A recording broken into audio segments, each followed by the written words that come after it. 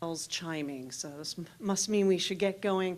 Welcome, everybody. My name is Kirsten Bookmiller. I'm a faculty member in the Department of Government and Political Affairs and a faculty associate with the Center for Disaster Research and Education here at Millersville. I believe this is kind of the formal plenary kickoff to the 10th Annual International Policy Conference that we obviously have yearly and focuses each time on a different theme that's kind of a pressing challenge in the international landscape. For a number of reasons, I'm sure that will not be hard for you to deduce, we decided that this would be a good year to focus on the question of the movement of people, more broadly migration. And if you see, we've done a little clever play on the worlds of I'm migration or immigration, depending on how you want to put the emphasis.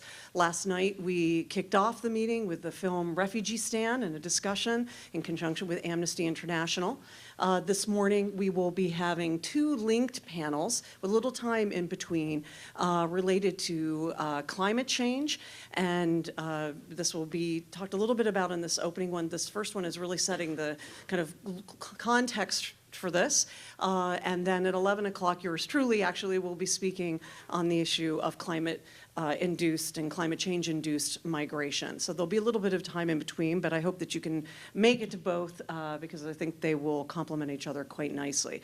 And then if you take a look at your program, we begin with lunch onward through tomorrow afternoon, a variety of exciting perspectives on this question of the mass movement of people within borders and across territorial boundaries.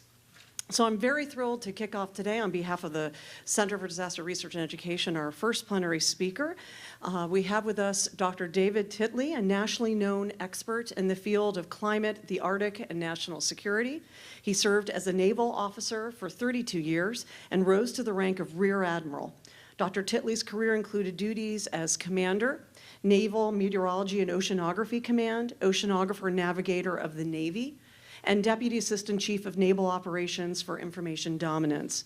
He also served as Senior Military Assistant for the Director, Net Assessment in the Office of the Secretary of Defense. While serving in the Pentagon, Dr. Titley initiated and led the U.S. Navy's Task Force on Climate Change. After retiring from the Navy, Dr. Titley served as the Deputy Undersecretary of Commerce for Operations, the Chief Operating Officer position at the National Oceanic and Atmospheric Administration, or NOAA. Dr. Titley serves on numerous advisory boards and National Academies of Science committees. He currently chairs the NAS Committee on Extreme Weather Events and Climate Change Attribution. This morning, he's going to be giving a talk called Addressing the Security Implications of Climate Change. Please give a Millersville welcome to Rear Admiral Titley.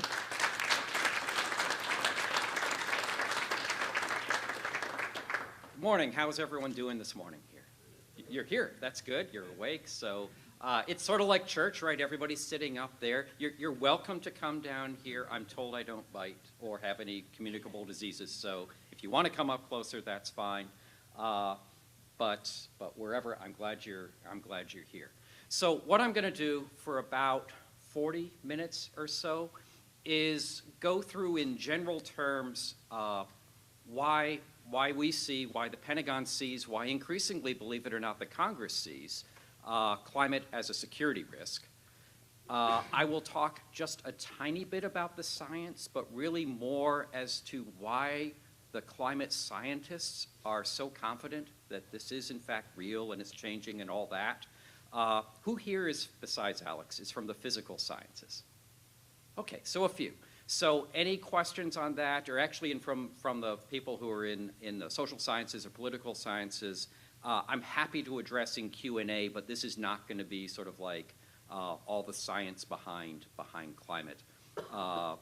But happy to address that in the questions.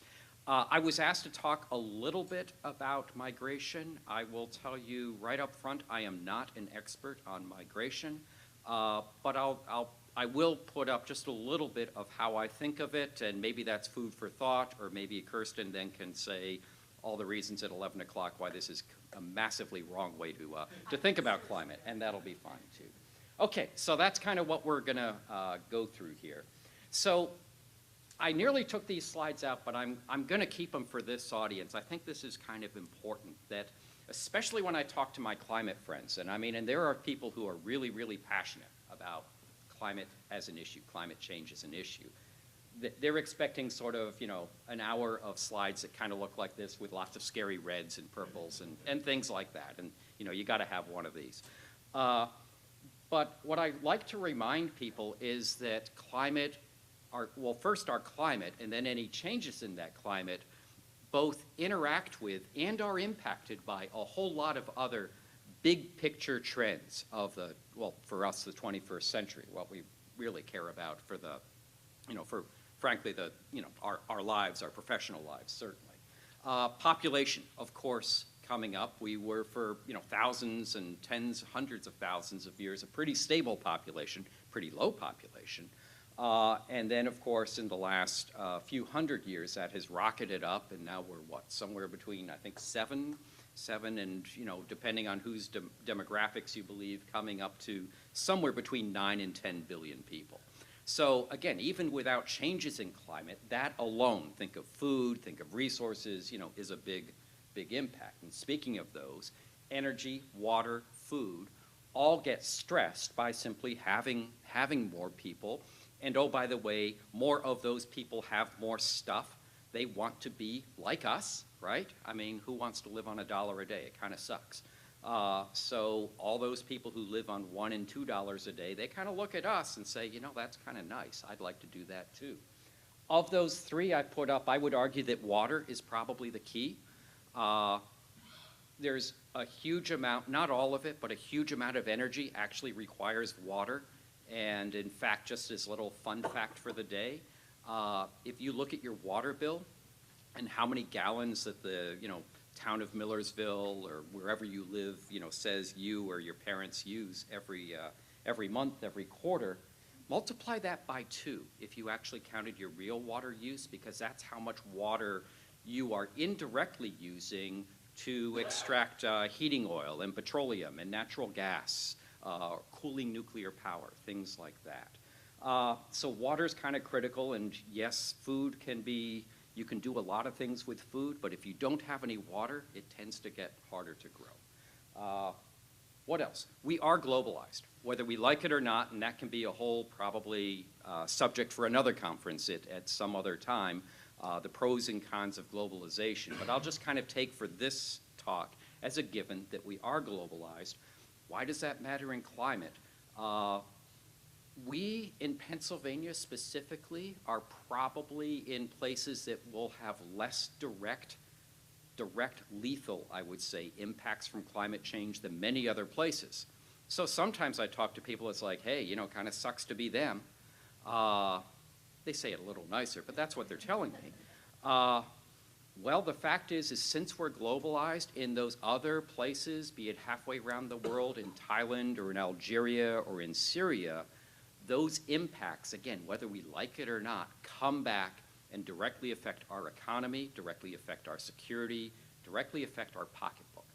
So the fact that we're globalized, and then technology marches on. And again, that could be a whole thing. My students, by the way, think I still have the phone on the left. I try to tell them I don't. I got rid of that at least a semester ago.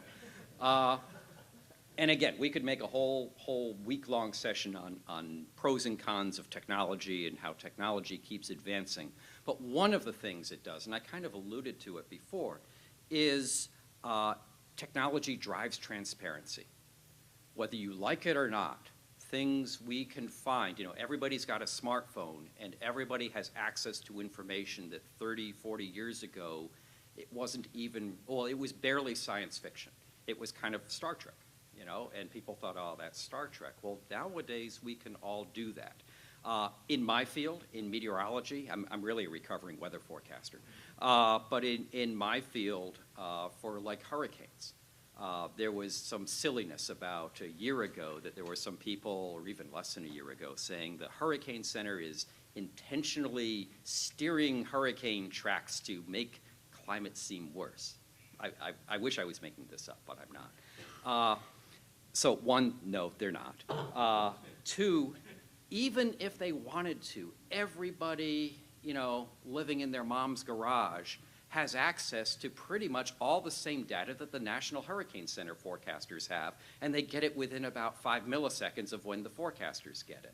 So if for some reason, there was somebody who was like, just clearly going against all of what the computer models and all the observations were saying, boom, it would be pounced on like that. You would see that in social media, on Twitter, everything like that. So you can't do that.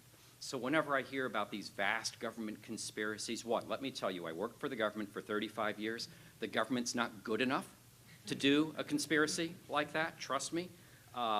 Think of the last administration. They couldn't even build a website for their highest domestic priority. How are they going to manage a worldwide conspiracy?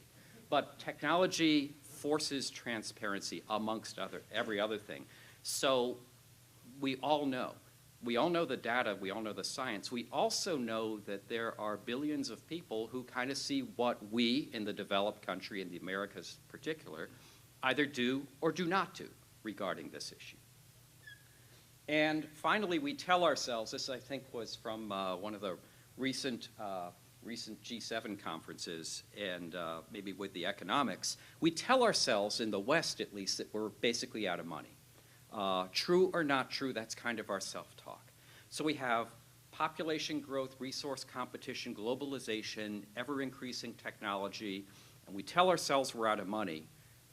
That's the background on which we are now going to deal with a change in climate. So I'm not going to talk too much about that, but when we start thinking about migration, when we start thinking about social justice, when we start thinking about what is this doing to people, it's not just the climate changing, and we can't just address that in a vacuum.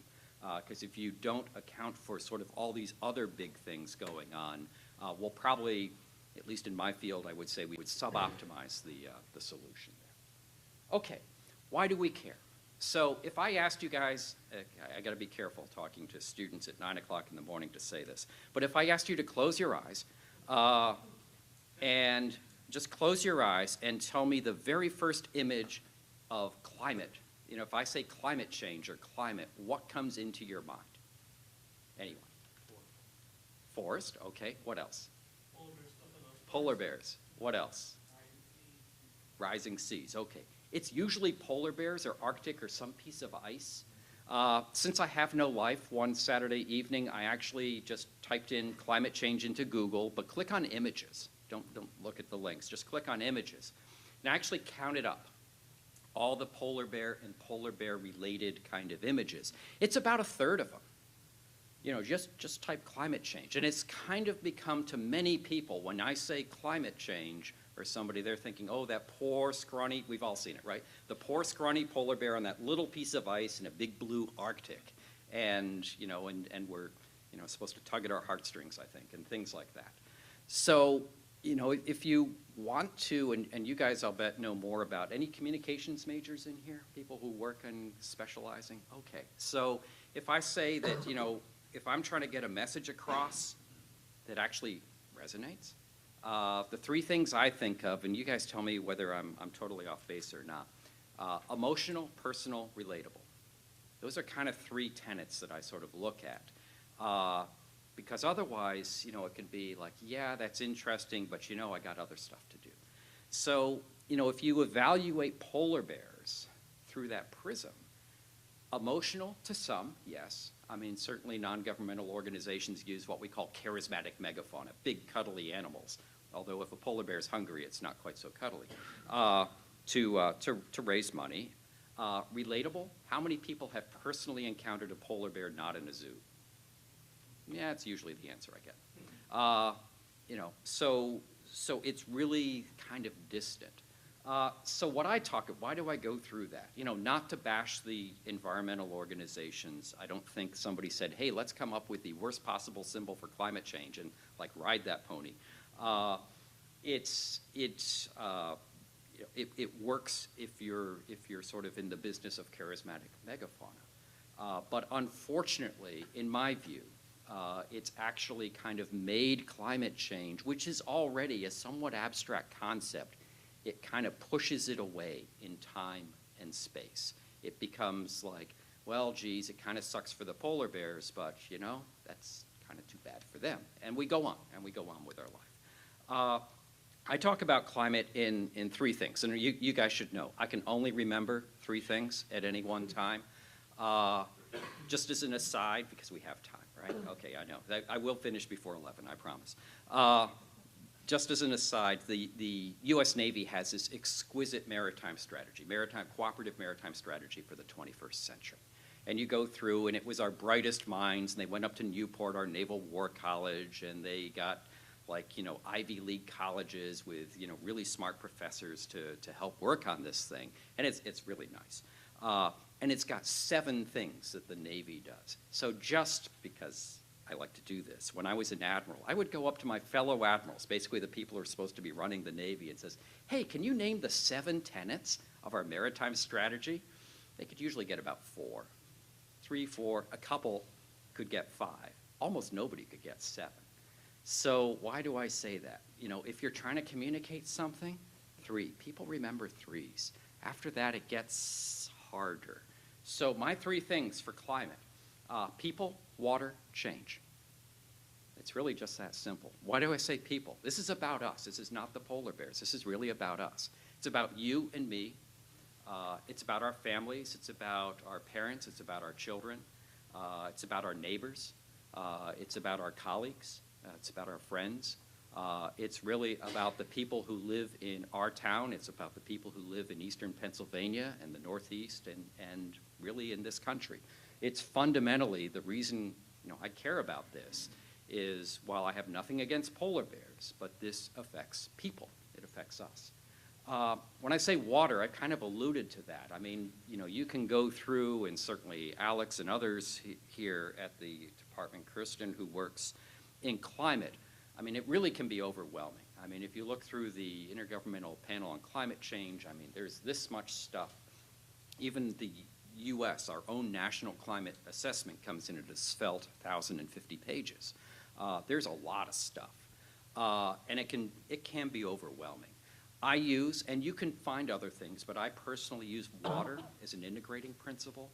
Because what's happening is, as we warm the planet, we are fundamentally changing the water cycle, and we are changing how water is. So I tell people it's too much, too little, wrong place, wrong time. It's salty where it used to be fresh, wet where it used to be dry. It's liquid where it used to be solid. And even, in fact, the very chemistry of the oceans are changing with something called acidification with the carbon dioxide. So we're changing the water and water state in many ways, and that encompasses sea level, it encompasses these floods and droughts, it encompasses the sea ice melting out of the Arctic and fundamentally changing the Arctic. And those are big deals, and we talked about it earlier, that water's pretty important. And then finally, change. And why do I talk about that? And really, you talk to some folks who really don't want to listen to this or listen to me, and they say, the climate's changed forever. It's always changed, always will.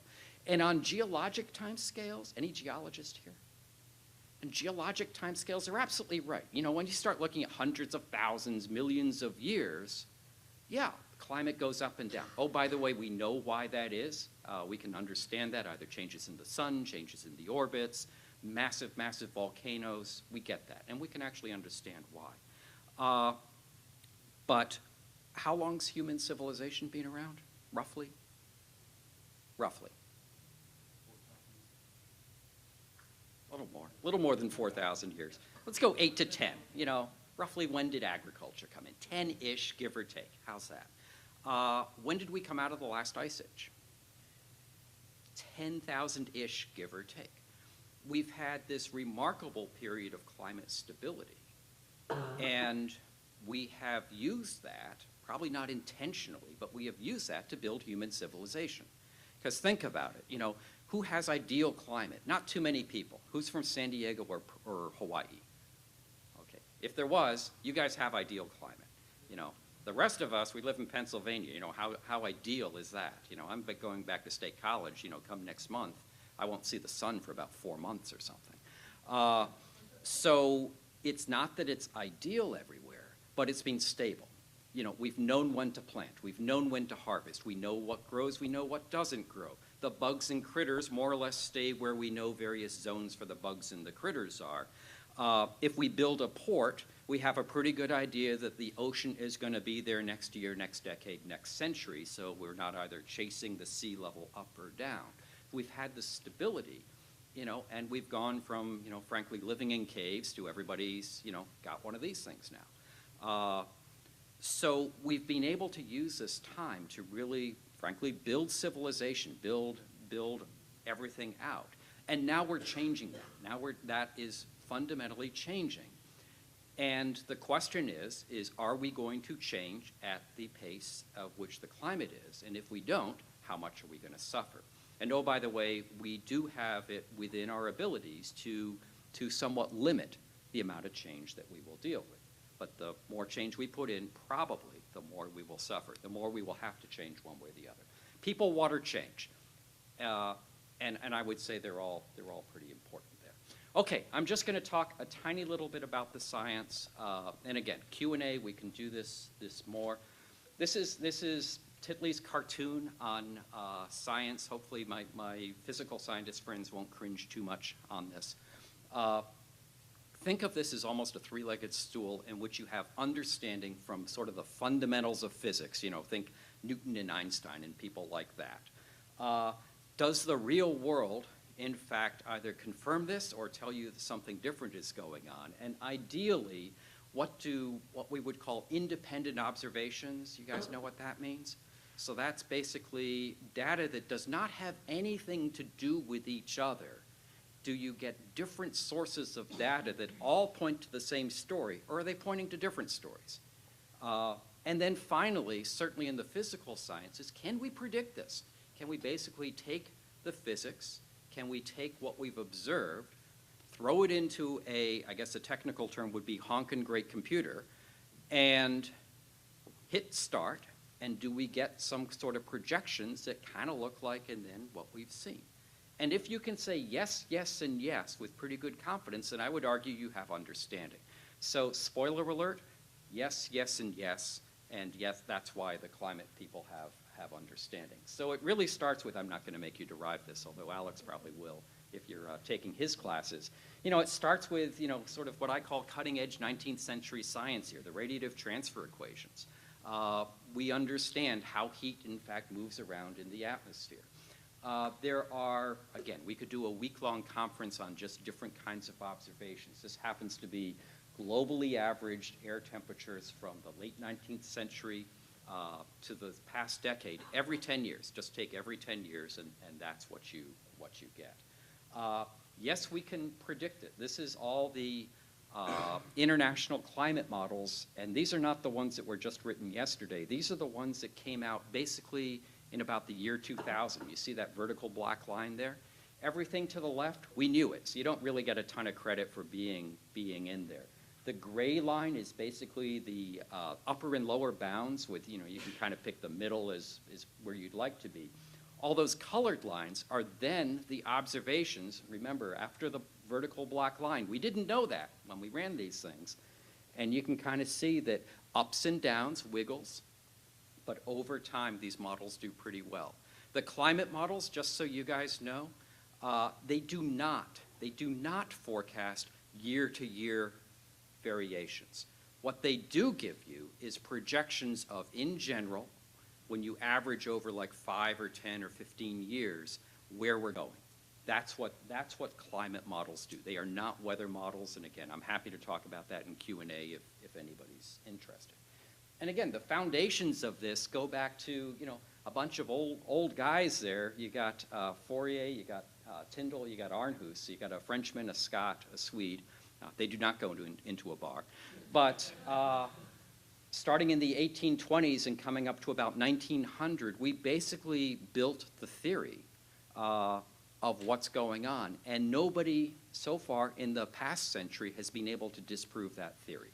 So this stuff actually predates Darwin and people like that. So again, happy to talk more if anybody has questions about the science. But when a climate scientist kind of looks at this, it's like, yeah, we got the theory, we've got tons of observations. And oh, by the way, over time, not year to year, but over, let's say, 10 years, 15 years or more, we're actually really good at projecting where we're going. that stool is pretty solid. So that's, I'm just gonna leave that at that point. I put this one up, again, not to just drill down in more evidence, but I think it's relevant for this, your conference here, is one of the things that we are observing is, in fact, more extreme weather events. And this comes out of a reinsurance company. So basically what a reinsurance company is, I'll bet you all have, you all have a car, or your parents own a home or something like this. So I'll bet everybody or their family, you've got Allstate or Nationwide or State Farm or USAA or, Geico or something like that, right? You all got those guys. Well, it turns out insurance companies buy insurance too, because if they get really whacked, their ratepayers, like you and me, we don't care. We just want our money, right? It's like, hey, that's your problem. So what they do is like, hey, I don't want to go bankrupt, so I'll buy insurance too, just like we do. And they go to people called reinsurance companies. So reinsurance companies are dealing in at least tens of billions of dollars of risk, of liability. So what they want to do is they just want to understand the risk. Because if you misprice the risk, you're either going to go out of business because everybody else figures it out right, or you're going to go out of business because you sold it for too cheap, and then when the cows come home, if you will, you're going to go bankrupt. So I'm not going to go through all the details on this, but here's a question for you. That red line at the bottom, those red bars, this is a 35-year chart here. What would you say is the rough trend? Again, I'm not looking for a statistical 98% confidence interval, but just kind of, what does that rough trend look like on those red bars to you? Steady, flat, exactly. And that actually gives me a lot of confidence in this graph. And you're thinking, wait a second, Titley, if you lost your marbles, you were telling me about how disasters are increasing, or extreme weather events. Turns out those red are what they call geophysical events. Fancy word for earthquakes, volcanoes, tsunamis, things like that. How much climate impact is there in earthquakes and volcanoes? It's a trick question. There isn't. Okay? So the fact that those are steady tells me that Munich Re is actually being pretty careful, because it's so easy. Like when you get to billion-dollar disasters and stuff, you say, well, yeah, it's a billion-dollar disaster, but is that because we got richer? Is that because we have more people? Are those more people living in more vulnerable areas? And you gotta untie all of that stuff. Munich Re is just counting. 1, 2, 3, 4, 5. And the fact that their geophysical numbers look like they're pretty much stable over time says, well, geez, maybe these guys can actually know how to count. That's kind of nice. So then when I look at all those other colors, there are various kinds of weather and climate extreme events. Again, year-to-year variation, you always see that, but I would argue an overall upward trend. So why does that matter? As we talk about increased population and increasing a number of extreme weather events, there will probably be a lot of impacts, including stresses on populations, maybe the US, probably other places, and that can then force migration, whether voluntary or involuntary. So that's, of all the data, I think that one might be useful for this conference here. Okay, when we try to attribute specific events, and you've heard a lot of this, right? Who's heard about in the media writ large, various scientists saying, hey, Harvey was made worse by climate change, or Irma, or pick your storm, right? Maria, I mean, pick any of them. The wildfires, right? There are some kinds of events, especially like with heat and with floods or drought or lack of cold, if you will, that we really have pretty high ability to basically attribute at a specific event. If I was giving this talk 10 or 15 years ago, I would have said, hey, we can't do this. So this is actually a pretty rapidly developing field in climate, is these attribution of specific events. And there's a National Academy study that we did on this. I chaired that committee. That's the cover there on the right. And this is a figure out of it. But if you can see, I don't know how everybody can see in the with the screens here, but it turns out that tropical cyclones, which is a fancy term we use for hurricanes, is fairly low attribution. And again, I'm happy to talk about that why, but it turns out that the data aren't that good, and the way we collect the data keeps changing, so that that makes the record, although yes, we have a record, you got to be careful when you look at it. They're relatively infrequent events, especially strong storms, so you can kind of get fooled by randomness, which we all tend to do. We all tend to find patterns where there may not be any. Wildfires, even less attribution, and that's because we keep changing our land management policies. So when you get to attributing specific events, you still have to be careful. Some events we can do fairly well, others, those ones down in the lower left, we have more of a challenge with. But I will tell you that climate in general kind of ups the volume. You know, I kind of think of it as like putting another ace in the deck, and let's say if a full house is a big hurricane like an Irma, like a Harvey, you know, if I'm dealing with a deck with 5 aces, I got a few more chances of getting that full house, right? Don't go to Vegas with this card deck, by the way. They tend to get grumpy about that. So, you know, you hear, and the only reason I bring this up is, you know, in the media, you know, you get these very kind of passionate, almost bitter debates about, well, you see, Harvey shows there's climate change. Irma shows there's climate change. And I tell people, dudes, back off a little bit. You know, forest and trees, we're like now down talking about the sapling here, whereas, hey, climate is changing the whole forest. So I'm not saying that climate doesn't impact these, but I'm saying that going down trying to attribute one specific event is very challenging. Climate, when you think about it, what is climate? Climate is just the statistics of weather, the averages of weather in either space or time. I tell people you plan for climate, you live in weather. And so we sometimes really get wrapped around the axle on this, and the message, if you know, just because you have a hard time attributing a specific storm, that does not mean the climate isn't changing. Does that make sense? Because people try to twist all this stuff all around. Okay, enough of that. Let me talk about security, which is probably why you may have shown up here.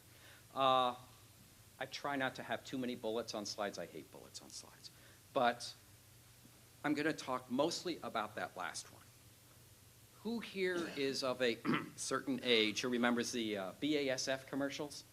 Anybody? BASF, you know, we don't make things, we make things better. Climate's the anti-BASF. It's like we don't make things, but we make things worse. And to many extents, that's what happens. And when you think about it in terms of those people impacts, human impacts, there's kind of 2 things that you would want to think about. Where are you living today? Because if you, let's say you've got a range of impacts. Pennsylvania, honestly, for a lot of those things, we're kind of in the middle. So if you move up or down, yeah, it's different than what we had, but we're probably not like exceeding some kind of like lethal impact or things where you break. Let's say if you are living in the tropics or living in the Middle East and you already have an average of, let's say, 105 or 110 degree temperatures, it doesn't take a ton to get you up into lethal, like 130. So, you know, moving in here in Pennsylvania is very different than if you already live someplace very hot, very humid, and you increase. So that's one way in which the impacts are going to be different for different places. The other way is, what is the human response? So 2 really, really big droughts. There'd be more than 2, but I'll just use 2 as an example. Syria and California. Which one had ISIS? This is not a hard question, by the way. So in one, you had a government that almost prides itself in terrorizing and abusing its population. And, you know, tremendous ethnic tensions, you know, very intentionally, you know, really doing things to really beat up on their own people. There's a number of other issues in Syria, and I'm going to get to them in a little bit. But you have a government that either does not want to or is not capable, and I'll let other people who probably study Syria for a living figure out which pieces of that are in there, so that when you get an extreme event, there's no shock absorber. There's none. You know, it's just, hey, so sad, too bad. Go to California, it's not like it's great, but there's, you know, we try to manage the water, the remaining water, until the really big rains of this past winter as best we could. Everybody gets to share some of the sacrifice. You know, the people with million-dollar homes, fine, you can't water your lawn every day, but then the farmers aren't growing everything they want. We make sure that nobody is just going to literally die of thirst. So we have a number of programs. Again, are they perfect? Of course not. But we have a number of programs to try to minimize that shock. So you can kind of think of this, when we say make things worse, what is the impact, and what is the impact sort of relative to a hard or a lethal limit, and then what is the human response? And if you're up against a lethal limit and your government doesn't take care of you, those are probably the people that are going to be the most desperate. And does that lead to migration? Does that lead to civil war? Does that lead to, you know, exacerbating ethnic tensions? You know, whereas Pennsylvania, you know, whatever we want to think of Harrisburg, it's not Syria. And I'm sure they'll be happy that I said that. And honestly, many, not all, but many of the effects we have are not in the lethal category. They will be unusual, like when I was 71 degrees at Christmas, or Christmas Eve. That's really weird, but it's not lethal. So does that make sense? That's kind of how I think about it. We'll talk about this stuff in a little bit more. This is a slide I showed 70 heads of navies, allied navies. So the U.S. Navy asked me after I'd retired to come to Newport, Rhode Island, our war college, and basically talk to every other head of Navy that actually talks to the U.S. It's probably not quite as many today, but I won't go down that road. And I was asked to lead a half-day session on climate as a risk to maritime security.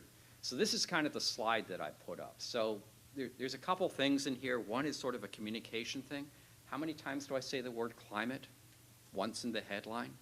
But I have words like capacity, readiness, new missions. So if you're running a Navy, whether you're running the Navy in Nigeria or the US or Australia, you know what those words are. Capacity is just what it sounds like. Readiness. When somebody in the security enterprise, especially in the military, says readiness, what that means is not only do you have soldiers, sailors, airmen, or Marines, and you have lots of shiny toys, you know, tanks and ships and airplanes and stuff, but it's really going to work when you really need it, okay? The training has been there, the maintenance is there, you have the logistics, all of that stuff, because it doesn't do you any good to have all that stuff if it doesn't work when you really need it. Saddam figured that out, especially in the first Gulf War. He also figured it out in the second one. He had a lot of stuff. It wasn't very ready. And then new missions is, of course, just what that means. So this is kind of, on a security side, how I kind of think of climate potentially playing out. The Arctic is changing everything, and I'll talk about that. But that could be we don't have enough stuff. Honestly, for the Navy, we don't have enough stuff to do the things we're supposed to do today. And if we go to the Arctic, when I go to Asia and talk about this, the first things my counterparts in the Japanese Maritime Self-Defense Force said is, if you go to the Arctic, who's going to be in the Pacific? That's a capacity issue. Are we ready? I can tell you the U.S. Navy's surface fleet is not really ready. You know how we get rid of ice on surface ships? Who's watched Deadliest Catch? It's okay, you can admit it. You know, yeah, we also take the 19-year-old kid with a baseball bat and start hitting the ice. It's not very high tech. It's also pretty dangerous. So we just don't work up there. We're not used to that. We haven't designed ships that can work in and near the ice. And then new missions, we just haven't really thought about what is it that we're going to be doing up there. You can go through this, and I'm going to actually sort of talk about these as we go. So we'll start with the Arctic. Some of you may have already seen this, but if you haven't, it's kind of a cool thing. It comes from my friends at NOAA. So let me just orient you. The North Pole itself, you know, this is like a God's eye view or a bird's eye view, kind of just looking straight down on the North Pole. So it's basically in the center of that graph. Alaska's at the 8 o'clock position. Russia is from 9 o'clock to, let's say, 12. Scandinavia at like 1 and 2 a.m. on a clock, if you will, and Greenland is at like 4. So hopefully that orients you there. And what you're actually looking at is NOAA's satellite imagery, but not visible imagery, not like you usually see on the TV news. But this is actually microwave imagery, which is kind of cool because it works at nighttime and it works through clouds. And there's a lot of night and there's a lot of clouds in the Arctic, so that's useful. The other thing that's maybe even cooler is you actually get a different kind of return coming back if it's really old, hard, thick ice, and NOAA's very kindly made that look like white, versus 1 or 2 year old ice, which is much thinner and much softer, actually. And that looks like the varying shades of blue. So if you watch this thing go, and if you can see it, hopefully on the bottom, there's a timeline there. So right now, I think we're coming up to about 06, watch 07, which should be right about, I just have to see how we go there. See the ice collapse? And it tries to come back, like my stock market portfolio did. And then in 12, it collapses again. So here we are at the beginning. I'll just run it one more time. 94, 95, lots of white, lots of multi-year ice. And then when it starts going away in 07, it never comes back. And I need to get NOAA to update this for me, but basically we've been bouncing between those 07 and 2012 numbers for the last few years now. You see, it just disappears. And there's various reasons it has, but we are not forming the multi-year ice. So the Arctic has changed more in 15 years than most scientists, if I'd asked them in, let's say, 1990, thought it would change in 50 years. We all knew it was going to change. We had no idea it was going to be this fast. What that does, okay, we're not all Arctic climate scientists here, so it's like, yeah, that's kind of interesting. But what that does is it enables a vast amount more of human activity of all kinds, be that resource exploration and exploitation, fisheries, potential for shipping, which is probably going to come through here. Tourism is coming up. We're starting to see the big cruise liners now running, right now, only 1 or 2 ships. But you're seeing those numbers come up. They're charging roughly $35,000 to get on the ship in Alaska, take it through the Northwest Passage, which goes over the top of Canada, and get off on the east coast of the U.S. $35,000. And they're loading up about 3,000 people, all of whom are probably older than your grandparents. So think about that if that ship gets in trouble. That's not going to be a good scenario. I'll tell you that. Yeah, here are just some considerations. It's still a hard place to work. There's almost a paradox that as it gets opens up, as the water opens up there, you actually get more waves. And I'll talk about that in some of the migration, but it's for maritime stuff that it can actually make the Arctic harder to work in than even if it was. Anybody been up to the Arctic? Tourists or, yeah, okay, well, Alex has. How much infrastructure? Not much. There's nothing up there. So if you run out of something, you do not just run down to the Walmart, because there is no Walmart for 1,000 kilometers or 2,000 kilometers. So if you don't bring everything, you're going to be in trouble there. We don't really have the Arctic well mapped. Our weather forecast, our 2-day weather forecast in the Arctic are worse than our 5-day weather forecast here in the continental United States. I'll talk about what Russia is doing here in a little bit. Trade routes probably going to open up. The interesting one is that green line, if you can see it. It goes kind of right over the top. Probably 15 to 20 years is my guess. We're going to need to see more of the ice melt out, which it will. And the shippers, the big shippers, really what they want is reliability. They don't care about 1 year being good and the next year being bad. They really want to know, no kidding, if I go on this route, it's going to be okay. That's probably another 15 to 20 years. But if you're a student here, that's going to be like in the prime of your professional career. You could potentially see major shipping routes fundamentally change in the Northern Hemisphere. It turns out that there are places up in the Arctic. This is on an island called Svalbard. I would argue it's maybe one of the more strategic islands you've never heard of. 80 degrees north off the northeast coast of Greenland. It's so far north that you can actually control every single polar orbiting satellite every time it goes around, which is about every 100 minutes. So this is not out of episode 2 of Star Wars. It's when I was up at this place. And what that does is it can, as I said, you can control space from an island like this. So political science major, who's political science? I'll bet we have a few, right? History? Okay, if I say Treaty of Svalbard, does that ring a bell for anyone? End of World War I? It's kind of cool. 1920, left over from World War I, the Russians used to have this island, and basically it got given to the Norwegians, mostly.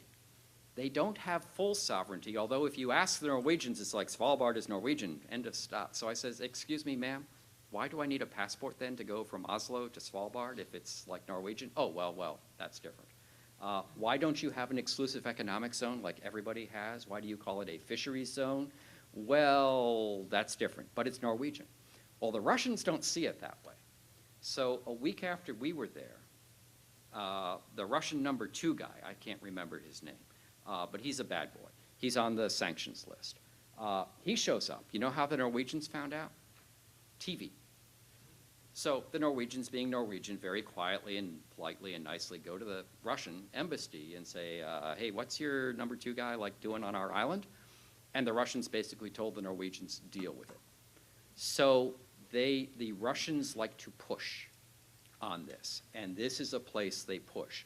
Oh, by the way, for the Russian submarines to get out into warm water in the Atlantic, they go between the mainland Norway, North Cape, and Svalbard, which is also mostly Norwegian. So it's a strategic line for that. It's strategic for space.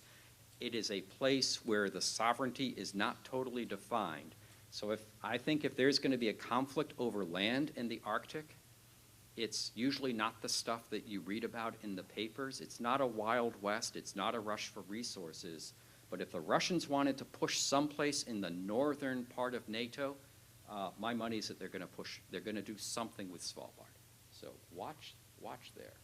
Couple wild cards, Greenland. Anybody heard about Greenland independence or studying that or their desire? The Greenlanders would like to be independent. Who are they a territory of right now? Denmark, right? Yeah. The Danes would sort of like to get rid of them because it's really expensive. But then oil collapsed, so all that oil that they thought they had wasn't going to be worth as much. Now they're looking at uranium mining, stuff like that. Population of Greenland is roughly 50,000.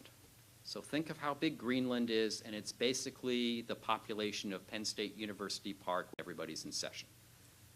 So who's going to control it? Well, guess who's been courting Greenland very assiduously now for a number of years? China. China has built, actually they've built like the largest embassy in Iceland. They have really been courting the Greenlanders. They come and visit, they bear gifts, all this sort of things. What does the U.S. do?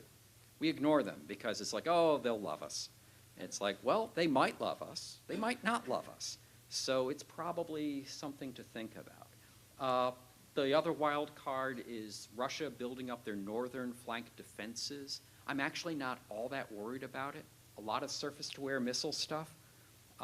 They think, believe it or not, that Europe, the West, Americans are going to come over the Arctic and attack Russia now from the northern flank because the ice is gone. I tell my Russian friends, it's like, look, we can't even find the Arctic, so that's probably not going to happen. But the Russians, anyone study Russia, gone to Russia, worked with Russia? Paranoid or open and inclusive? Yeah, kind of more on the zero-sum game. So they are kind of scared about the ice, which has been a natural barrier for them on their northern flank for the last 1,000 years, melting out. So they are trying to put some defenses back. Some people in the U.S. try to make this into a really big deal. Honestly, I don't think it is, but I think it just sort of shows, yes, they're really as paranoid as we think they are. Okay. And as I said, my friends, the Chinese, are showing a lot of interest in the Arctic. So they kind of have the idea for the South China Sea, that's mine. What's mine is mine. For the Arctic, what's yours is mine too. So that's kind of where they are. Okay, infrastructure. These are going to be, of course, big deals for migration, for internal displacement. And really the question is what's the scope? How fast? How much does the water rise and how fast? And that determines, I think, is this a moderately onset, a slow onset, or even a rapid onset? And those are going to be issues that I'm sure the conference is going to talk about later on. I can tell you from the science side, getting the rate and the magnitude of sea level rise is a big challenge. But if you look at the last 2 or 3, 4 years of studies of work in the aggregate, in general, the rate keeps coming up and the pace of that comes up as well. And I can talk about that in Q&A as to why. It's a domestic issue for us as well. This is number of people living within about 3.5 feet of high tide. Anyone own property south of Orlando? Sell it. I'm actually kind of serious. I mean, it's great to visit, it's great to rent. At some point, the market, it's like a bubble. At some point, the market is going to realize it's not worth anything, and there will be a stampede for the exit. Every time I fly to Miami or whatever, I look out the window of the airplane, and it's like, you poor people. Because, oh, by the way, even if you tried to build a wall, what's it on? It's on limestone. So the water says, yeah, that wall's kind of interesting. I'll just go underneath.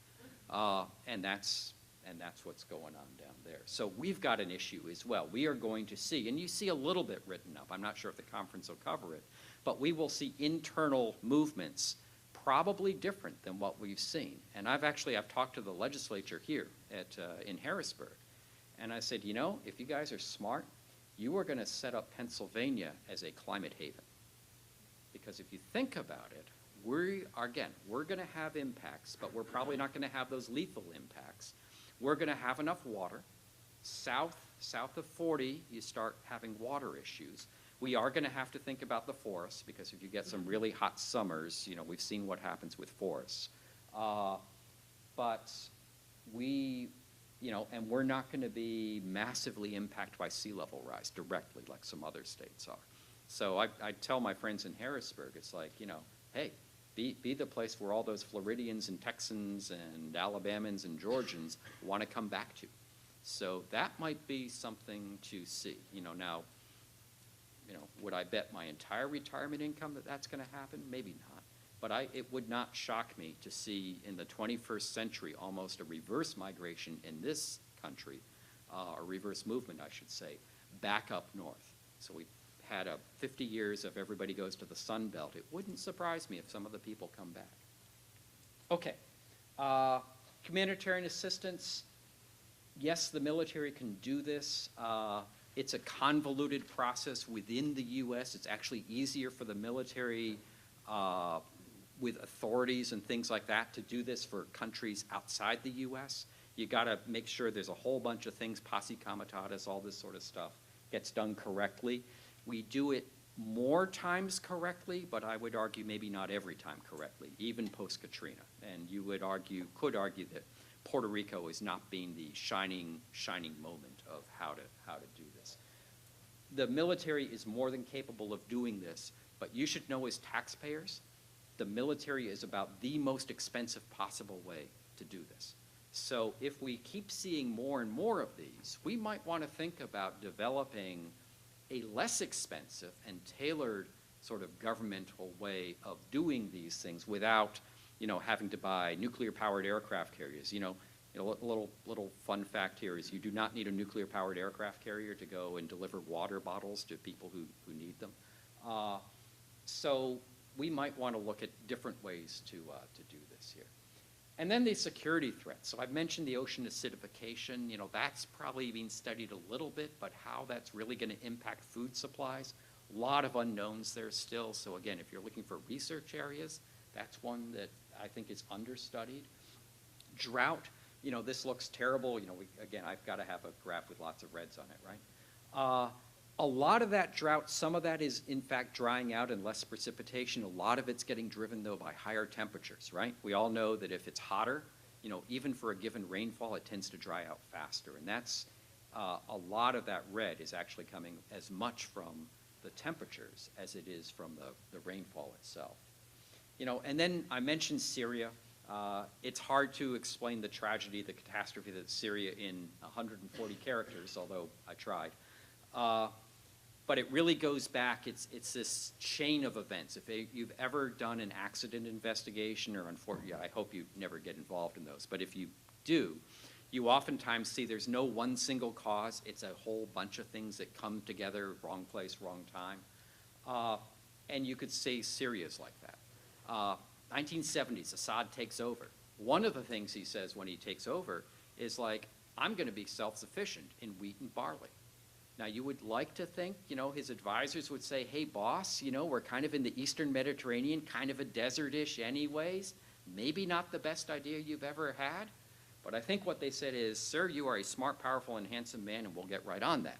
Now, of course, I can't imagine that happening in this country. But they did. And by God, by the 90s, they were. They, in fact, were self-sufficient. But they did it at a cost of draining their aquifers, draining much of their surface water, their rivers. So then there were some things that had nothing to do with climate, like the Iraq War. Dumps 1 million refugees from Iraq into Syria. It's Assad. You think he's taking care of his people or other people, let alone other people? No. So you pressurize the cities. You foment ethnic tensions. You foment us versus them. And the government kind of stokes those tensions rather than tries to alleviate them. Fast forward to the mid-2000s, late 2000s, you get a very big heat wave and drought. Pretty high attribution that it is, in fact, made worse by climate. And now you have internal Syrian farmers that have absolutely nothing. They just have dust. So it's hard to grow stuff in dust. So those farmers and their families, 750,000 of them, also come into the cities. Already 1 million additional refugees, remember, and it's Assad.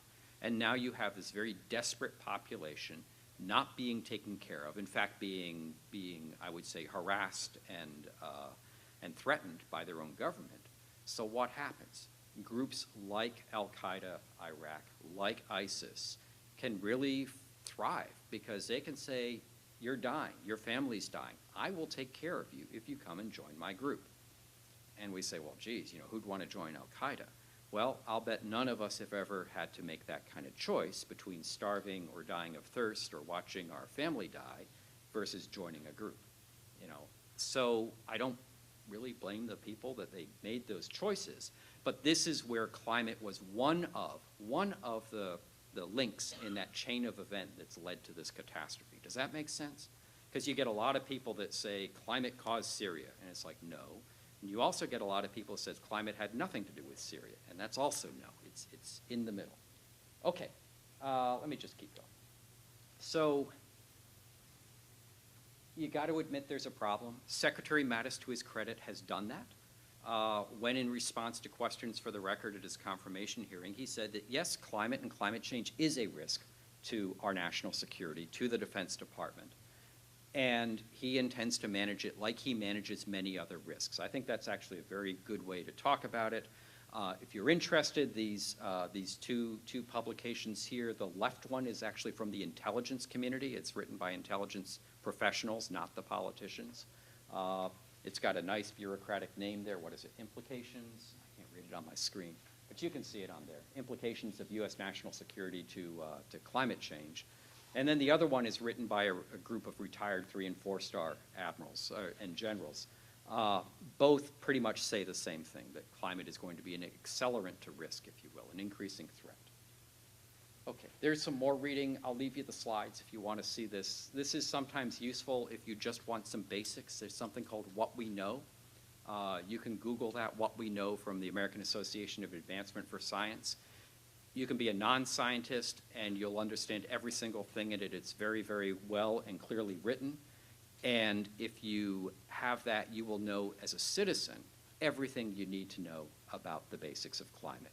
I'm not trying to make anybody Michael Mann here. You just need to know sort of the basics, and that has it.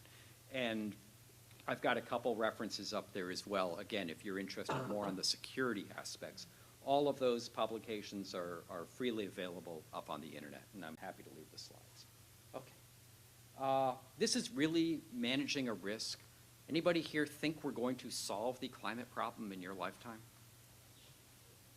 geez, they've already beaten the optimism out of you. Okay, I usually get a few students who think they're going to solve it. It's like, yeah, I hate to tell you.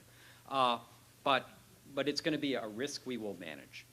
And so what does that mean? How do we buy down the most dangerous pieces of this, the most destructive, the most abrupt pieces? And we're still going to have a bumpy ride. But the more we can do to like transform our energy system to slow down, hopefully slow down a lot, the injection of greenhouse gases, means that we are reducing the risk. And that's really what my generation has left your generation. We have left you this stinking pile of you know what, and you're now going to have to manage that risk and try to buy down some of that risk. Okay, let me talk just a couple slides about migration. This is how I think about it, and you may be laughing internally at this point, I don't know. But really what I think about is on climate or extreme weather, you can either get an episodic event, let's say like a typhoon, like a hurricane, like a specific drought, or you can get a chronic event, like sea level rise. The water is up at your ankles, and then up at your shins, and then up at your knees, and it just never goes away. And you can have, of course, direct effects from that weather itself, or maybe that weather or that climate now is causing some other effects. And I've just written in some examples. And again, I'm not going to read every one of them to you because I hate it when people read a slide because I'm assuming everybody can read. But that's sort of a 2x2 matrix because my guess is the way we deal with, let's say a Katrina, a Haiyan in the Philippines type of event in which, let's say, hundreds of thousands of people need to move, but many of them, some of them will probably want to come back, not all.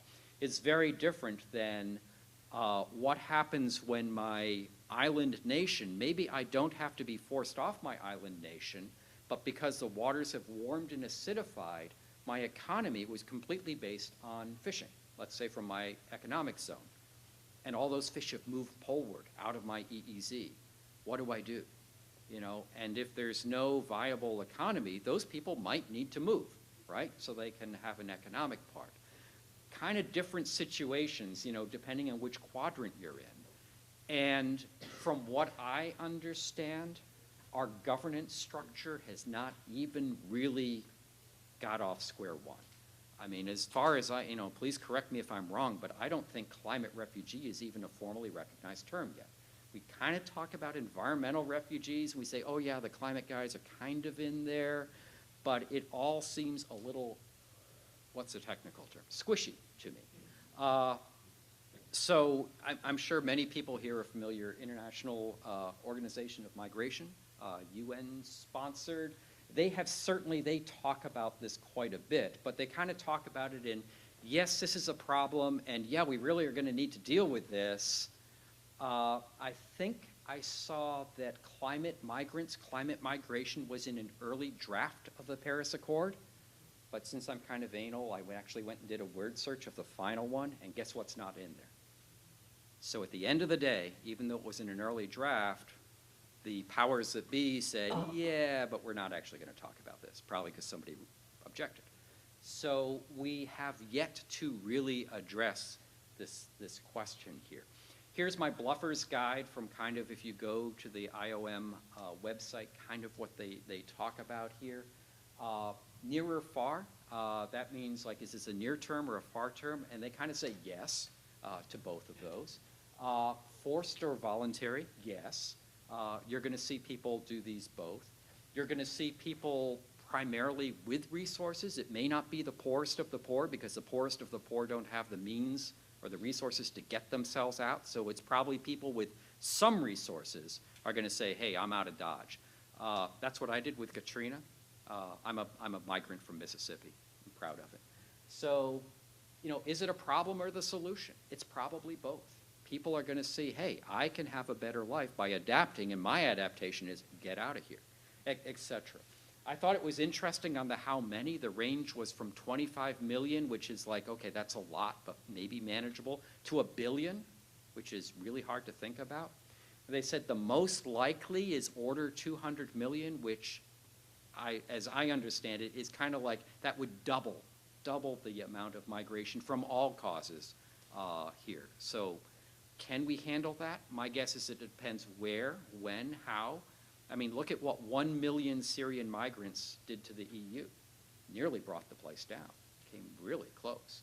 So it may not be absolute numbers. It may be where, when, how much, how fast.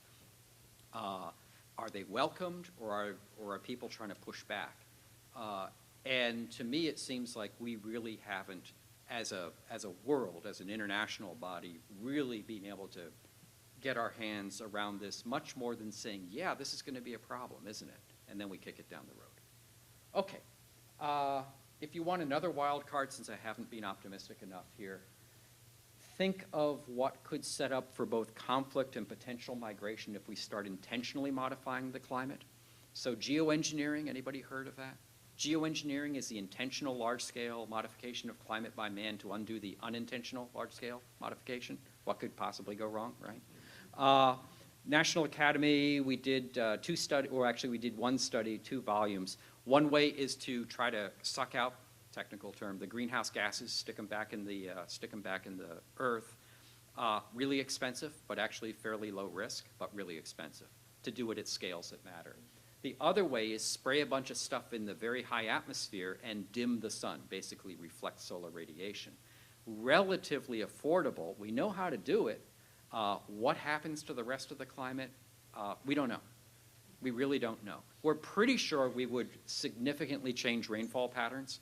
Like if you shut down the Asian monsoon for a couple years, there will be a lot of unhappy people. That could cause unexpected migrations, not to mention other kinds of conflict. So this is a wild card. And my guess is the less and less we deal with reducing greenhouse gases, at some point, someday, the more attractive some of these options are going to look to somebody. So again, your generation, who the students here, are more likely than not going to deal with this at some point in your professional lives. I'm going to keep going on this one. I'll just pretty much close here. These are some quotes from people I would not call either Admiral Nimitz or George Shultz as real tree huggers. But they both talk about how important it is to buy down risk. In the case of George Shultz, as an insurance policy, and he basically said, let's do what Reagan did. For Admiral Nimitz, he's talking about how vital it is to take precautions, even if they don't all turn out to be necessary, because if you don't and you wish you had done it, it's too late. And he was actually talking in response to Admiral Halsey driving a battle group through a typhoon where he sunk 3 ships and killed 700 sailors. But I think Admiral Nimitz would kind of see these big risks. I mean, that's his philosophy. You have to take precautions if you see these risks come out. So I'll just close with this gentleman here. Churchill was alleged to have said, turns out he didn't say anything, but he's alleged to have said that Americans can always be counted upon to do the right thing after exhausting every other possibility. We still seem to be doing that here, but we'll get there. And I really do think that once we get focused, America does amazing things. And we will figure this out, but we're still putting time, and the Navy, Naval Aviation has a saying that 2 things are of no use to a pilot is altitude above you and runway behind you. Think of that the next time you're on United. And we're putting a bunch of runway behind us on here. So I'm hoping that your generation will take this more seriously than my generation has, and start working to fix this here. Okay, thanks very much. I'll stop there.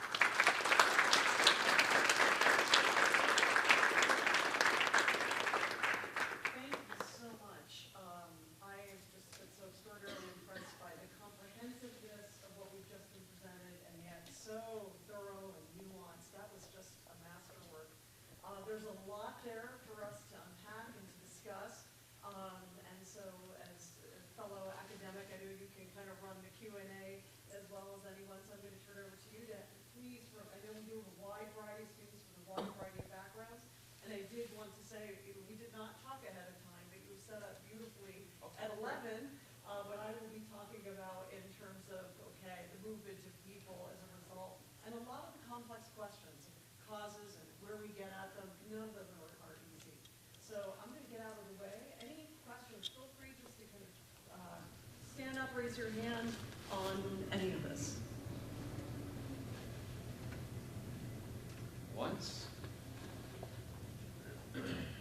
Usually when one person asks the first question, then everybody's got a question. Okay, okay, I got a ringer in the audience. This is from a more selfish perspective. Other than Pennsylvania, what are the areas in the U.S. that are, as I'm approaching retirement age, looking to where I'm You and me both. What are Dave Titley's recommendations? So actually, if you can Google, there was a New York Times article that I was quoted on for just that question. Basically, Titley's rule of thumb, north of 40 north. Be north of 40. Be a little careful out west with the fires, and I wrote, this is a year ago, but unfortunately that's playing out. So watch out for the wildlife-urban interface. But basically, north of 40 north, what it looks like is we will still get the same amount or maybe even slightly more precipitation. So remember, it's all about the water. I don't want to live in a place where they're really, no kidding, going to have big water issues. And my personal preference is I really hate it when it's 110 and 115 and hot, humid. And also, I don't want to live like on the Gulf Coast because the sea level rise plus hurricanes. Even if the hurricanes don't get stronger, you already have enough lethal storm surges down there.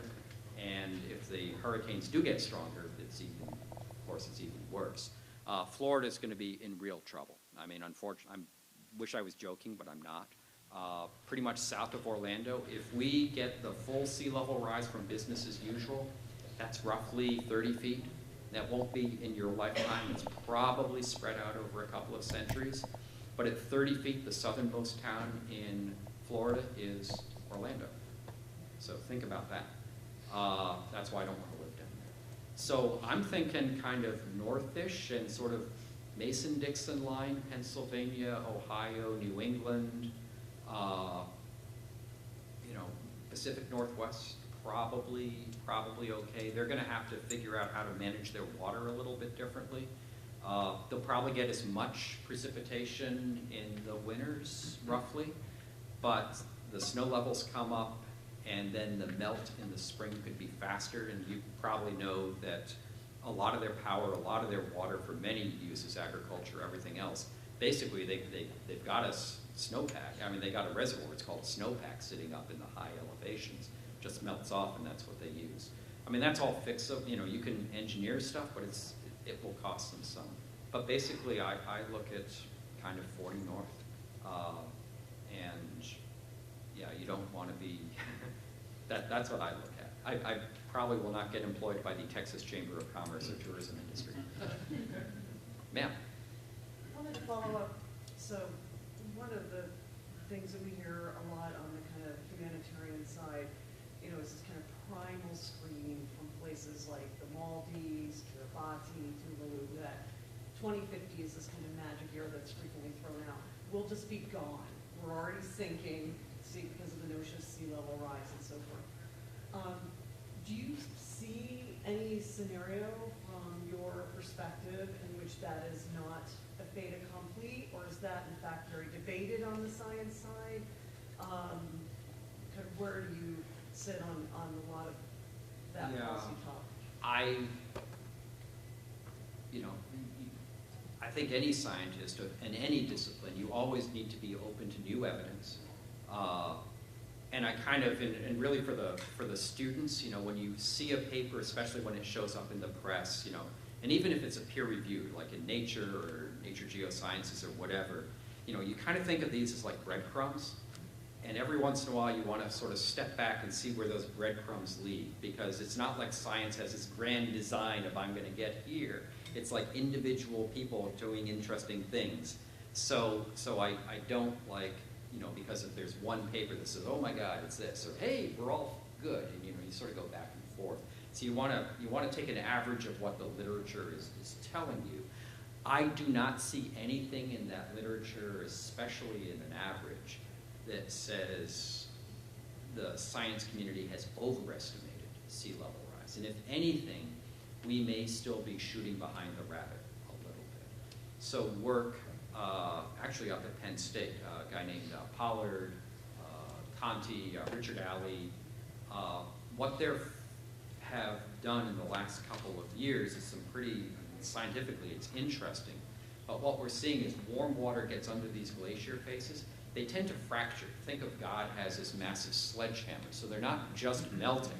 You know, we know how an ice cube melts, it takes a certain amount of time, but imagine like, okay, I've taken the big ice cubes and now I'm like smashing them with a hammer and dumping all that in the water. It melts a lot faster, right? We just know that. So they've actually found some physical mechanisms of how these ice faces are just fracturing off. So you're getting hundreds of meters of ice simultaneously falling into the water. And it unfortunately also explains some records in the paleo data of these very rapid sea level events that the models without this fracturing just cannot explain. So unfortunately, the evidence seems to indicate that we might be too conservative on the rate at which sea level rise can come up. The other part we see is, again, when you look back in history, sort of 2 degrees, 3 degrees warming really does seem to equate to at least 5 to 10 meters, maybe more, long term. But again, you know, how long will it take to stabilize that? But I haven't seen anything, and certainly not a set of evidence that says, hey, guess what, we don't really have to worry about it because of some mechanism. So unfortunately, I think this is an issue. It's not being overblown. And whether it's 2050 or 2070 or 2040, but at some point, these places become very, very hard to inhabit or just cost prohibitive, or they lose their fresh water from saltwater intrusion, or things like that are going to happen. I think it's a very real issue, and you know, and getting people's attention is hard. It's very, very hard. Sir. A couple of us are in the climate dynamics class right now, and one of the bigger takeaways thus far this semester is that past models were, I mean, we forecast for weather, not necessarily climate. And I understand we're taking sort of models we made today, running them against past climates to kind of get a close accurate. But going forward, what would be our best, like with your background, what would you say would be our best at, you know, forecasting for climate?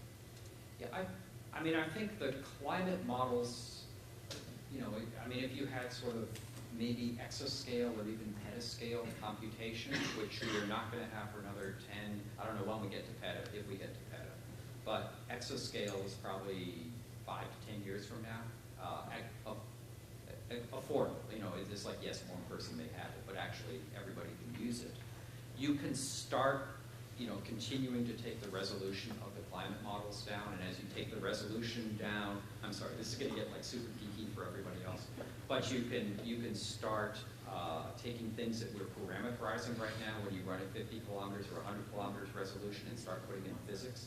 Again, that's expensive, but you're starting to be able to do that. I mean, there certainly have been researchers that propose how do we run climate, you know, climate time periods, but run it at weather. And again, not to say, you know, the 29th of December in Millersville in the year 2035 is going to be a high of 42 and a low of 29. But to get sort of the right range of weather, because the climate models don't really do that. But how do we get precipitation better? How do we get extremes better? How do we get the variations in temperature, in rainfall patterns, in things we care about? Our storms are just regular storms that we have here. How are they going to change? I mean, that's still not completely clear, and there's a lot, you know, you probably know, a lot of competing theories right now is, you know, how the changes in the Arctic may or may not be impacting the mid-latitude weather. You sort of have the Jen Francis camp that as the ice melts, that changes the jet stream. There's other people, we got a couple in our faculty, Suk-Young Lee and others, who says actually the changes in the Arctic are being driven much more by the tropical Pacific, out in the Philippine Sea, South China Sea. Rossby waves are actually affecting all the way up into the Arctic, and that's impacting things. So my guess is we don't know right now. I'm not saying anybody's right or wrong on this stuff, but there's a lot to figure out. So I think resolution is going to help increase parameterization. The climate models themselves do a fairly good job, though. You know, on decadal scales, on regional scales, everybody wants to get finer than that. And it's probably going to be more than just downscale. We're going to have to get the physics right, and we're going to have to be careful that we're really getting the extremes accurately depicted, at least in some kind of ensemble. Okay, we'll stop talking weather geek and get everybody else back in the conversation. Sir? Sir, you mentioned the EU almost collapsing because of migration from the refugees. And you had that map with the United States and all the possible places that the water's going to rise. My question to you is we already have like not an immigration problem. Let's just say other countries south of us or north of us, are they going to have an immigration problem pushing up because of the climate change? And how many people you think the United States can absorb, and how would that affect our security? I mean, those are great questions, almost all of which are way outside of my expertise. And, you know, I mean, how many can we absorb? I mean, I'm sure there are people who study that. My gut, and that's all it is, says a lot more than we probably think we can. We're a rich country, and we're honestly not very populated relative to our population. But clearly, these are political issues, right? Politics decides who gets what, where, and when. We're a nation of immigrants, but it seems like every time we get, you know, as soon as the immigrant gets here, we want to shut the door behind us, and that seems to be a historical thing that we've done, right, in our country from almost from the beginning. So I really can't comment on what is the right number, but my guess is we could be much more physically. Again, socially, how that's going to play out, I can't even speculate. What I understand is if we get climate-induced or climate-exacerbated migration, it will probably not be the Canadians coming south. It will be people in Central America, potentially the Caribbean, wanting to come north. And again, we, of course, have a very, what shall I say, fractious history on how do we deal with immigration from south of our borders. But when I say climate makes things worse, this will be another forcing function. You know, we already have a lot of forcing functions, economics and others, on this. This will be yet another forcing function on that, which will probably amp up this challenge. And I'm not even going to speculate how our political system is or is not going to deal with it. It's just too far out of my area of expertise to say anything that is worth anything. Sir? So a lot of your slides say declassified. So I assume that you've given classified versions of this presentation to military colleagues and policymakers. Not really. I have unclassified because I've been too lazy to change my master slide from the Navy when I used it. But I also say, you know, when the National Security Administration and Mike Rogers wants to steal my slides, it's like, look, I've already done the hard work for you guys, so you know they're boring and you don't have to look at them. Well, the largest part of the question is that when you give this presentation to your military colleagues, to policymakers, what kind of reaction do you get? And do you see any kind of divisions between the professionals within the military or other professionals within governmental circles and politicians, especially amateur politicians? Yeah, I think most people in the military see this as a risk. There is still debate as to how much of a risk and how soon. And then the things of, so what do you actually want me to do? It's like, yeah, I get it. And believe me, when you're in the Pentagon, I mean, if you're not careful on your calendar, you can have every half hour somebody coming in to tell you their issue is a risk and you need to deal with it, having been there. So when I look at what the Department of Defense is doing, they're doing some things sort of okay. They're kicking a bunch of things down the road. I think we're kicking the Arctic down the road. I would argue that we probably should stop kicking it down the road. it's not a crisis, but I think if we wait long enough, we'll make it a crisis. And of course, that's the American way of dealing with things. Wait until forever and then, oh my God. And it's kind of a tragedy because we know this is coming. And everybody says, yes, it's coming, but they haven't actually put the resources there. A similar thing, and this is going to be hard for the Pentagon to do, and I didn't talk about it much here, but threats to our own bases and ranges, especially sea level, but not exclusively. If you really think that long-term we've already locked in somewhere between 15 and 30 feet of sea level rise, Hampton Roads and Norfolk Naval Base, world's largest naval base, frankly is not viable, nor is Hampton Roads. You want to go tell the senators from Virginia that the Navy's moving out of Hampton Roads in preparation for climate change, and you want them to still write the checks for your daily operating funds? So I mean, the Navy they understand this, but they're not stupid people. They also understand the politics. They need the authorizers and the appropriators. So they're not going to go up and say, hey, guess what? I'm already thinking about moving out of your district, like lock, stock, and barrel.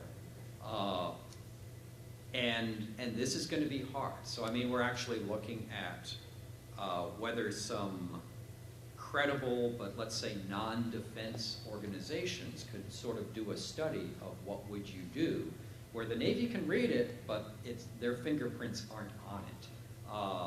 And it says, here, you might, somebody can give it to the politicians, you need to read this stuff, but the Navy says, it's not me, I'm not trying to do this. And it's this kabuki dance that you see all the time in the Congress of the Navy, any service, the Department of Defense, they want their money. They want their money, and ideally they want their money with as few strings as possible. Congress says, hey, I write the checks and I give you oversight. So there's this tension. And if you come up there with a bunch of really bad news and no obvious solution, we all know this, right? For working, it's like, be careful asking your boss to solve a problem because she just might. So they're a little concerned about that. But yeah, I would say most of the people get this. The Congress is getting this more too. I mean, I won't go through the whole story, but basically we've seen in the last 12 months, despite all odds, the House of Representatives taking a much more reasonable view on climate as a security issue than they were even 12 months ago. 12 months ago it was like, no, you're crazy, stop funding this. It did not pass, but that was the House. This year, 46 Republicans voted in favor of saying that climate is a security issue and Department of Defense, you really need to tell us what's going on. Another 8 Republicans, when that particular vote was taken, realized their Starbucks coffee was cold, so they missed the vote to go get their coffee refilled, so they abstained. And when I add up the number, apologies for the double negative, but the number of Republicans who did not oppose putting climate into the security bill is about a quarter of the Republicans in the House of Representatives. And they, in the climate community, the House is sort of being thought of as, the dark side incarnate, right? And yet, at least on the security issue, you've got a quarter. And what we're seeing, I work with an NGO, we actually did an analysis by person of who was it who flipped. And what we saw, it is not if you have a district at sea level, they didn't care about that. It's not even if you had the military, they didn't care about that. How purple was your district? And the purple-ish ones, still Republican representation, but purple-ish are moving. And I think that ties to when you look at people here know the Six Americas study, you guys heard of that? So this is a longitudinal, so it's being done for many years, study by George Mason and Yale on what they call Six Americas. And again, remember, I can only remember 3 things, so I can't remember all 6 categories. But basically, it's alarmed on one side, dismissive on the other, and there's gradations through there. And you go back to the early 2000s, kind of the people who cared, I'll call them, up, up, up, up, up, and then in 09, boom, it fell. What happened in 09? Climategate. President Obama got sworn in? He did, but Climategate. Climategate moved this, this whole kind of leaked emails, climate scientists are cooking everything. And that, frankly, put us back about a decade. The survey now shows that we're back to kind of 2008 and even a little bit higher levels. So you're seeing, as the general population cares, and you're seeing this especially in, not only in Democratic districts, but in swing districts, or potential swing districts, the risk to the incumbent is becoming greater not supporting climate than the risk is of sort of getting outflanked by some, person on the extreme right who says, this is all poopy. We're seeing that change. Honestly, it's the only reason I still go around the country talking about this. I tell people that Congress will not lead, but they can be led. I mean, and look at, again, imperfect analogy, look at how quickly the politicians changed on gay rights, right? 2008, President Obama was basically against gay marriage. Why? Because that's where the people were, and boom, that changed within a decade. It changed completely. And it changed not because there were brave politicians, it changed because the public said, hey, what are we doing here? We as a public changed our mindsets, and the politicians basically said, whoa, wait a second, I'm out of step with my voters, and I need to get back in sync. So, there's always this kind of caricature of, the Congress, they don't care about the voters, whatever. They care intensely, and they know. And if we the voters, don't care about this issue, they won't either. And I tell people, this will change when enough people care enough. But until then,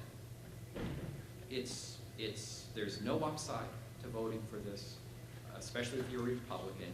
And then, if there's money coming into your campaign that doesn't want you to, and the voters don't care, guess what? So that's probably enough of that stuff. But that's kind of where it is. So, but the professionals, I do understand. And honestly, most of the Republican members, if you get them away from the media, they totally understand it too. But they understand the politics. Yeah. Okay, and then I'll get, you had your hand up? Yeah. Oh, okay, tell you what, let's go, because you've asked one, and it was a hard one, so I'll go. In what ways do you think the media poorly portrays climate change? Okay, so the question, in case not everybody heard it, in what ways does the media poorly portray climate change? Is that what you said? I kind of a little bit alluded to that at the beginning, and maybe this is just my personal bias, but I think many times it is represented as strictly as an environmental issue. And, a lot of folks, and I'm not saying there's a lot of people against the environment, but it's like, hey, look, I put out my recycling, and now, at least in State College, I separate my organics from my plastics from my paper. It's like, what more do you want me to do, right? I don't think it is always seen as sort of that people issue. I don't think it is widely portrayed as this is going to hurt your pocketbook. It is sometimes talked about as social justice, but then it's sort of like, yeah, social justice, environment. It is sort of portrayed as a left-ish issue, and it's not. It's an issue that really, if you're a person who's living and breathing, that's your issue, irrespective, frankly, of your ideology. I don't care if you're hard right, hard left, or somewhere in the middle, climate is going to impact you. And I'm not sure that is always portrayed. I think it's portrayed as, some exotic species in some faraway place is in danger. And we don't care. We just don't care about it that much. Maybe we should, but we don't. And I think it would be nice if I saw the media be able to talk about this, how it really affects everybody, and how those effects have already started and will simply continue to happen. But CNN isn't exactly calling me up to ask me how they should be portraying this, nor is Fox News, amazingly enough. So. But thanks. Anyone else? Because before I go to seconds here. Okay. So you talked about how expensive it was to move the Navy fleet, or wherever it needs to go for evacuations or what. Has there been an increase of non-combatant evacuations and or humanitarian aid over the last 20 years due to climate change? Have we done more in the last 20 years as a naval fleet because people are worried about how expensive things are, and if you hit them in the pocketbook, they might change their mind, making it a priority. I have actually asked the guy in the Pentagon, John Conger, who used to be the Assistant Secretary of Defense, who basically owned that portfolio. He could not give me those numbers. So I'm not even sure we've collected the right data. I mean, we have combatant, non-combatant evacuation operations writ large, but there's a lot of stuff that gets commingled in there, and then sort of being able to do the, yes, you did this, you know, and you have to be invited in. So you could argue there are some places we would have done, but we were never invited in by the host government, or we were invited in. How much then of a climate fingerprint is there? Tsunami, of course, the Boxing Day tsunami was huge. That's not climate, and I just kind of cringe when I keep hearing this like thrown into a climate talk. So I think there is, and you know, my guess is if somebody really cares, you can FOIA all the information you needed. But if you're going to do that, if you're a faculty professor, make sure you've got a student who's going to be around for 3 or 4 years, because it'll take a while to get the data out of the Pentagon. They do not seem to be collecting really quite the right stuff. And as I said, I asked a guy, and I mean, he's not trying to be obstructionist, but I don't think we're collecting the right data. I don't think the Pentagon, is sort of back to the earlier question. There's a really strategic island in the Indian Ocean called Diego Garcia. I've asked, again, the senior person in the Office of Secretary of Defense who sort of would own this. It's like, so what is the relative rate of sea level rise on that island? And it's like, we don't know. It's like, what do you mean you don't know? I mean, you know, it's a tens of billions of dollars issue, not to mention massive operational changes in concepts of operations if that's not viable anymore. You know, is it a decade? Is it 50 years? Is it a century? I mean, don't you guys know? It's like, no. It's like, yeah, my God. What do you guys say now on your phones? SMH? Something like that. So, yeah, I mean, it's just amazing. I know, I try to be cool. It doesn't work for you. Yeah? What are some of the security implications of climate intervention? So the climate intervention, I think there's probably a ton of them. So here's a scenario that I gave the Academy.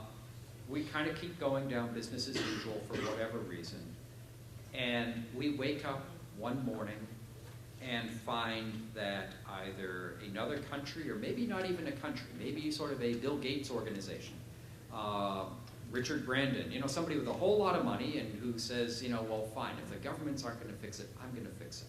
And we find out that, hey, guess what? They are starting a large-scale climate intervention, spraying a whole bunch of stuff in the atmosphere. And they said, the risk has become so great, we need to take action now, and since the UN won't do anything, I'm going to fix the world. You're the president's science advisor. Of course, when I made this up, I was assuming we'd have a science advisor. Do you tell the President of the United States, sir, ma'am, this is actually a pretty good idea, we should help them, we should join them, we should at least support it?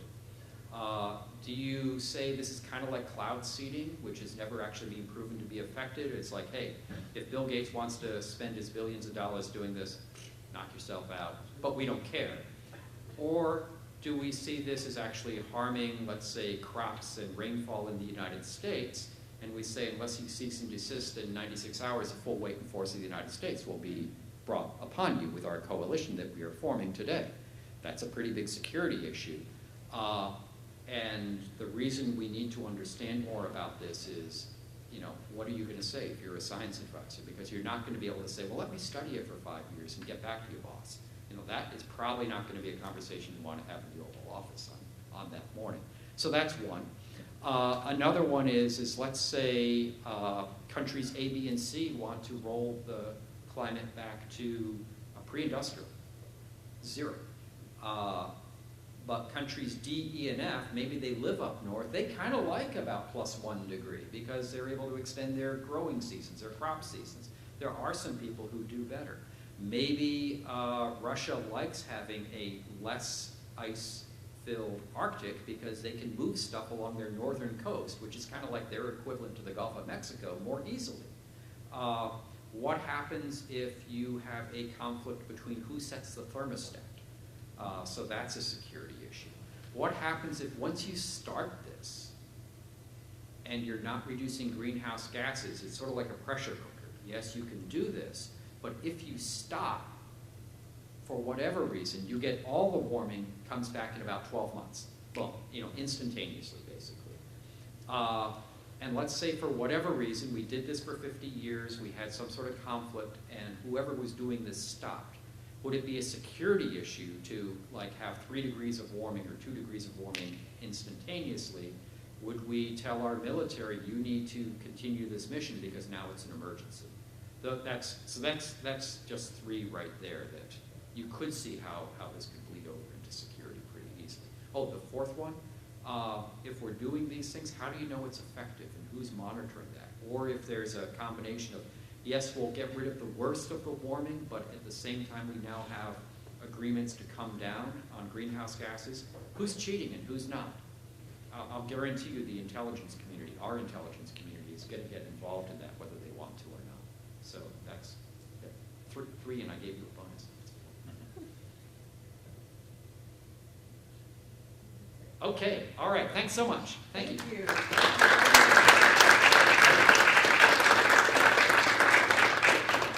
My head is swimming. That was just incredible. I hope that you'll join us for the rest of the sessions. There's another one in the university room at 11 o'clock, and then an incredible lunch plenary, and we'll continue on to tomorrow. So thank you for coming early in the morning. And I'm sure if you have any individual quick questions for Dr. Tornado, he has to get on the road, but please feel free to approach. Thank you. If you need us to stay after class credit, I will stay. Oh, Brandon's very powerful. Where's the university?